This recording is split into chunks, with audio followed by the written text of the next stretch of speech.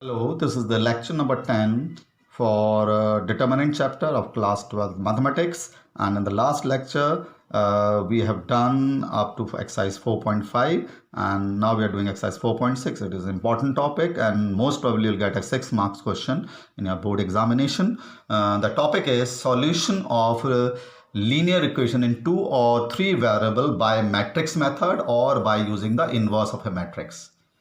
किसी भी linear equation चाहे वो 3 या 2 वेरिएबल्स में हो, आप उसको सॉल्व करना है by using the matrix method और by using the inverse of a method matrix. Now if I take any general equation of 2 variable, we write like this: ax1 plus b1y is equal to c1, a2x plus b2y is equal to c2. Now we convert this equation in the matrices. How can you convert a matrix? You make the matrix of the coefficient a1 a2 b1 b2 a1 a2 b1 b2.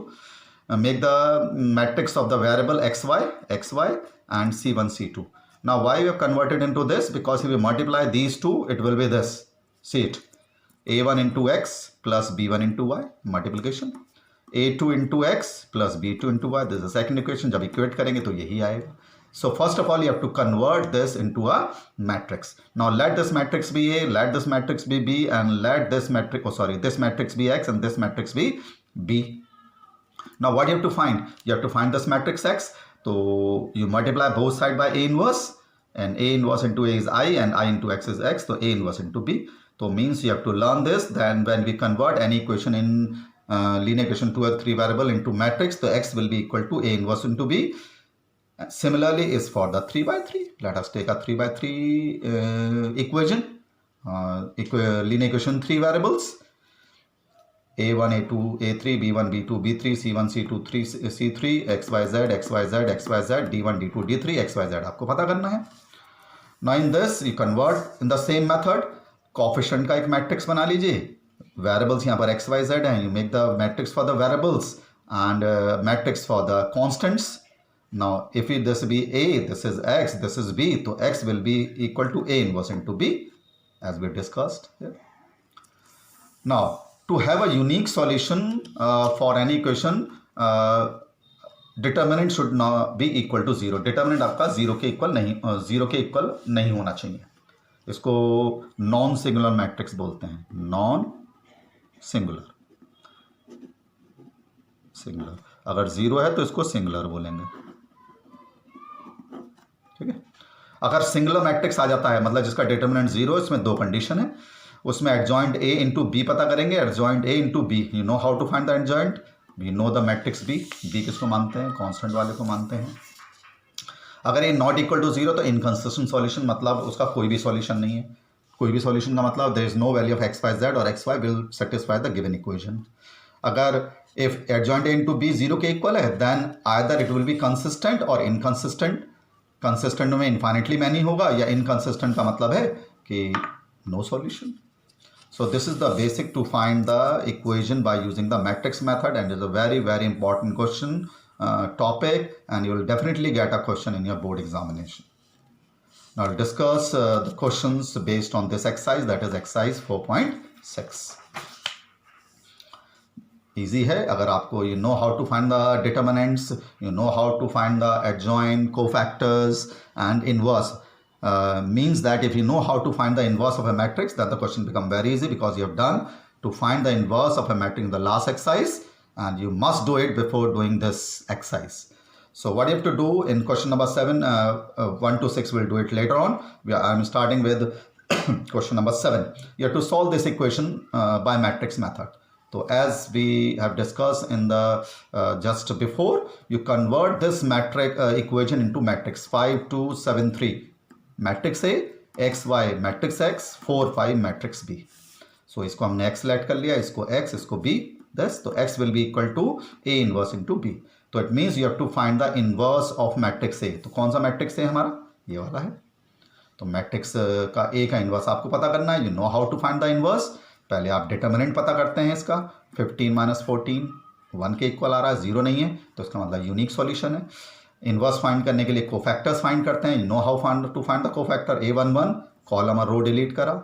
a12 column और row delete करा, 7 minus का आएगा. Then like this cofactors, you know the adjoint cofactors का transpose होता है, this is the A adjoint, A inverse 1 upon determinant into adjoint of A, this is the inverse. You know how to find the inverse, बहुत अच्छी तरह से आपको आना चाहिए, और rather you have done in the last exercise very well. So x is equal to A inverse into B, so A inverse हमारे पास ये है, b ये है, तो simple multiply this into this plus this into this, ये आ गया, this into this plus this into this, ये आ गया। तो सॉल्व करने पर 2, सॉल्व करने पर -3, तो x की वैल्यू 2 और y की वैल्यू -3, क्योंकि x हमारा xy है। So this is the method to find the inverse of a matrix by solution of linear equation 2 और 3 वेरिएबल बाय मैट्रिक्स मेथड। बहुत अच्छी तरह से आपको आना चाहिए। अब अगर आपको इनवर्स निकालना है तो चाहे इट कैन बी 3/3 और 2/2। Let us take another, I am taking the question number 11।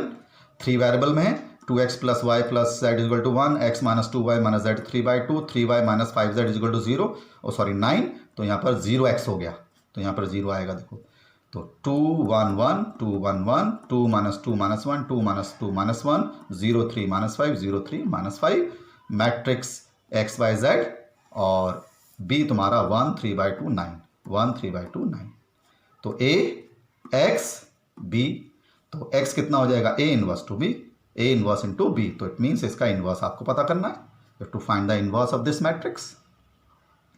तो पता करिए इनवर्स a का, वही स्टार्ट सेम तरीका है, पहले आप डिटर्मिनेंट a पता करेंगे, इसका डिटर्मिनेंट पता करना है। You know how to find the determinant of 3/3, मैंने फर्स्ट रो के अलॉन्ग एक्सपेंड कर रखे हैं सारे, इसको इसके कोफैक्टर से मल्टीप्लाई, इसका कोफैक्टर माइनस होता है, ये रहा, इसको कोफैक्टर से मल्टीप्लाई, कॉलम और रो डिलीट करके फिर इसका कोफैक्टर, बस।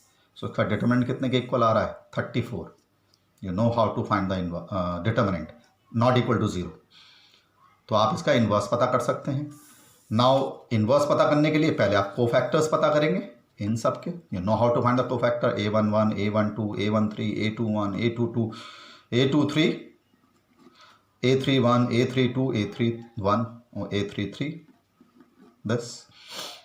इसका कोफैक्टर पॉजिटिव, इसका नेगेटिव होता है, इसका positive negative positive negative positive negative positive. You know how to find it, you take your own time to find the cofactors. आप जितनी जगह में या जितना स्पेस लेना चाहते हैं, यू शो इट है। तो क्या होता है एडजॉइंट ऑफ ए, इनके कोफैक्टर्स का ट्रांसपोज, तो ये आपका एडजॉइंट ए हो गया।